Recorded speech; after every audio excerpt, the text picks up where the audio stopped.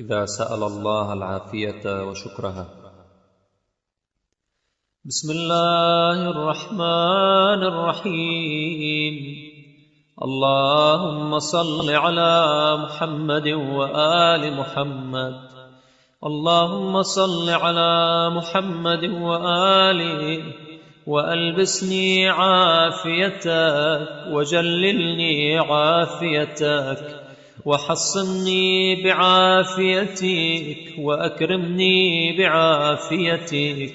وأغنني بعافيتك وتصدق علي بعافيتك وهب لي عافيتك وأفرشني عافيتك وأصلح لي عافيتك ولا تفرق بيني وبين عافيتك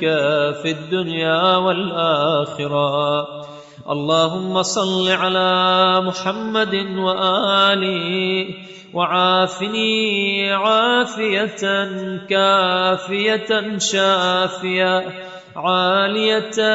نامية عافية تولد في بدن العافية عافية الدنيا والآخرة، وامنن علي بالصحة والأمن والسلامة في ديني وبدني والبصيرة في قلبي والنفاذ في أموري والخشية لك والخوف منك والقوة على ما أمرتني به من طاعتك والاجتناب لما نهيتني عنه من معصيتك. اللهم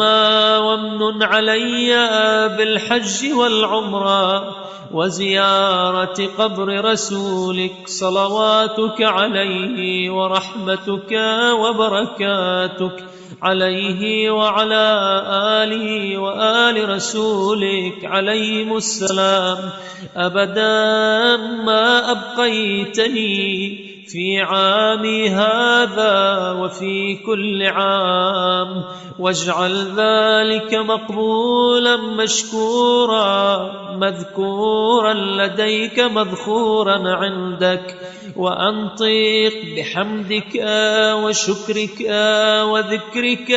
وحسن الثناء عليك لساني، واشرح لمراشد دينك قلبي، وأعذني وذريتي من الشيطان الرجيم ومن شر السامة والهامة والعامة واللامة، ومن شر كل شيطان مريد، ومن شر كل سلطان عنيد، ومن شر كل مترف حفيد، ومن شر كل ضعيف وشديد، ومن شر كل شريف ووضيع، ومن شر كل صغير وكبير، ومن شر كل قريب وبعيد، ومن شر كل من نصب لرسولك ولأهل بيته حربا من الجن والإنس، ومن شر كل دابة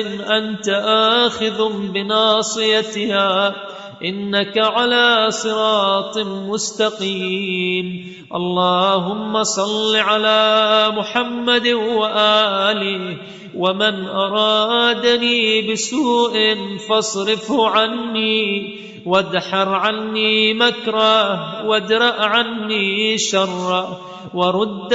كيده في نحري، واجعل بين يديه سدا حتى تعمي عني بصره، وتصم عن ذكري سمعه، وتقفل دون إخطاري قلبه، وتخرس عني لسانه، وتقمع رأسه وتذل عزه، وتكسر جبروته وتذل رقبته، وتفسخ كبره، وتؤمنني من جميع ضره وشره وغمزه وهمزه ولمزه وحسده وعداوته وحبائله ومصائده ورجله وخيله، إنك عزيز قدير برحمتك يا أرحم الراحمين. وصلى الله على سيدنا محمد وآله الطاهرين.